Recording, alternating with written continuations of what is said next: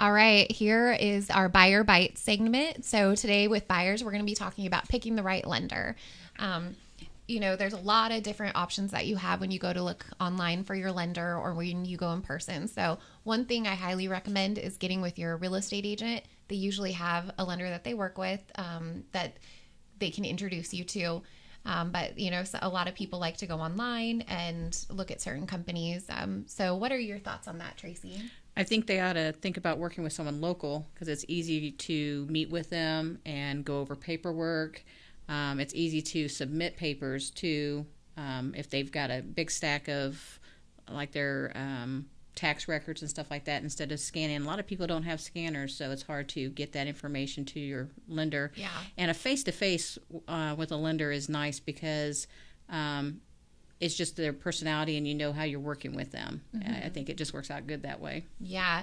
And Deb is a lender here with Motto Mortgage. And how often do you find that people come into the office and sit with you? And usually I would tell you about 2 or 3 times a month somebody will come in, but I mean most of it we really do over the phone and internet, but we love the option that we can do both. Yeah. And I love meeting people in person. It's just people's time is what I'm respecting, so whatever works for them. Yeah. Yeah.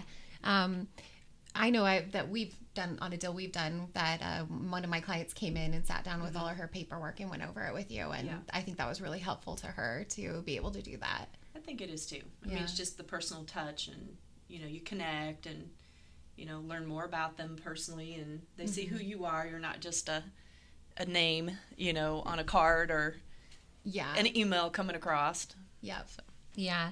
And then, purchasing a home is a stressful time, and so it does help to have somebody that you like as your lender, someone that you can talk to, that if you're going to call, they're going to answer the phone.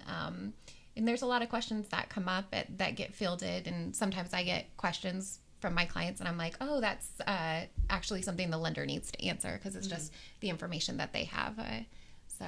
But you were going to come talk to us about some do's and don'ts. Yes. Yeah. I think it's good information to share up front because a lot of times, most people have not bought before when they come to us and they want to know what's the process, things that they don't even think to ask about that they need to know. We like to hit on that up front. So I'm going to kind of cover some of that today. Perfect. So just kind of our do's and don'ts, basic list of preparing to buy for a home. One thing that's a big deal is you want to stay on a job as long as possible. We look for a 2-year job history. And you can change jobs. You just need to be in the same industry. But if you don't do more than 3 changes in that 2-year look back, because then you look unstable. Mm-hmm. And I've seen that be a problem. Yeah. In underwriting. I actually had a listing where the buyer had 3 jobs and then ended up switching to a 4th job during the process and actually was denied for the house. So it was kind of sad for the sellers. Right. Too. You definitely don't want to quit a job while you're in, that 2-year look back. You don't want to have gaps of 6 months or more. So just be really cognizant of building a solid 2-year history because you're going to look like you're responsible and can afford to pay your payments and will pay your payments. Another thing, just establish credit on your own. A lot of people will come to us with no credit score, and that's okay. We can do it, but you're going to get a lot better rate if you'll go ahead and establish basically 3 lines of credit.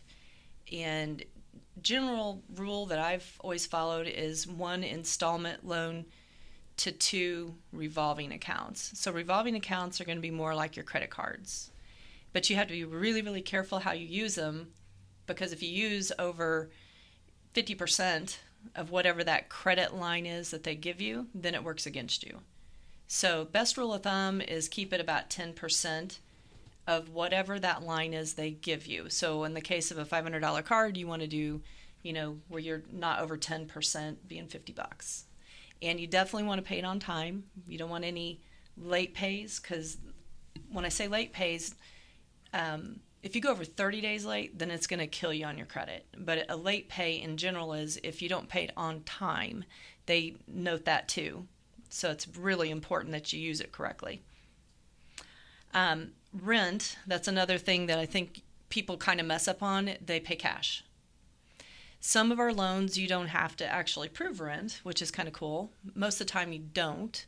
But in the event that you do need it, if you've paid cash and it's to an individual, then you can't really prove you paid rent. So it's always advisable to pay by check, or worst case, money order, cashier's check, something like that. A management company, if they rent from a management company, then we can go to them and do a verification of rent, so that works. Can you get a letter from a landlord saying that you paid if it was cash? You can, as long as it's not the house that you're buying. If it's the house you're renting and you're wanting to buy it, then you'll need at least a 6-month history of being there to kind of get around some of that. They recently kind of loosened up on that, because it used to be have to pay 12 months by check or no go. Okay. But ran into it recently where he did have 2 cash payments in November and then December, so we had like gaps we couldn't prove, but he'd been there for over 6 months, so that they will accept it. Nice. Which is cool. Good to know. Good question. So another thing is just definitely don't go late, don't go 30 days late, because that will really hurt you. Student loans are a big problem. I see people think that it's in deferment, so really stay up on that. Medical bills too, another thing, they'll hit you like really quick if you haven't paid a medical bill, so stay on top of that. People sometimes think like their insurance paid it and they didn't, or somehow it just got messed up, but it hits it really quick. And definitely don't put any disputes on your credit report. That's another thing, like people start trying to work on their credit and they'll put this account's disputed. So then they have to get the word dispute removed, because the credit bureaus don't recognize it as a derogatory account because it's disputed. But when you go into lending, you have to have the real facts about what you have going on. And if you've not paid your bills on time and you have it disputed, they need to know that, it actually was a derogatory account. So they have to remove it, and then it gets credit re-pulled back in. And we talked about job history, the 2 years. That's really important. And then save as much money as you can, because right now FHA's tightened up a little bit, and I'm seeing people that I used to get an approve eligible on now becoming a refer. So the key to getting approved there is, having 3 months of reserves